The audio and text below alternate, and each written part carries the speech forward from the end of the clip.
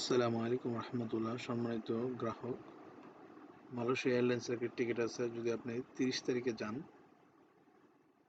30শে জানুয়ারি Dhaka to Kuala Lumpur to Dhaka, এবং আপনি যদি জুনের 25 তারিখে আসেন, ঢাকা টু কুয়ালালামপুর জুনের 25 তারিখ, এই সময়টার মধ্যে যদি আপনি আসেন, এটা তো অনেক লম্বা সময়, প্রায় 6 মাসের মতো, 5 মাস আর কি, 5 মাসের ছুটি। তো এটা আপনার টিকিটের দাম পড়বে হচ্ছে 1790 রিঙ্গিত ইউএস বাংলা, এবং হচ্ছে মালয়েশিয়া এয়ারলাইন্স সেম রেট। এবং হচ্ছে ইউএস বাংলা বারাং নিতে পারবেন 25 টাকা কেজি এয়ারপোর্ট থেকে, আর মালয়েশিয়া এয়ারলাইন্স 15 টাকা 16 টাকা কেজি হচ্ছে বুকিং দিতে পারবেন টিকিট কেনার সময়। মালয়েশিয়া এয়ারলাইন্স এবং ইউএস বাংলা 1790, 5 মাসের ছুটি।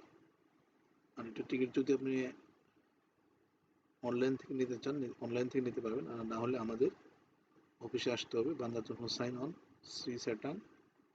আর আমার বিভিন্ন জায়গায় আমার এজেন্ট আছে, এজেন্টের কাছে নগদ টাকা ক্যাশ দিতে পারবেন। আসসালামু আলাইকুম রহমতুল্লাহ।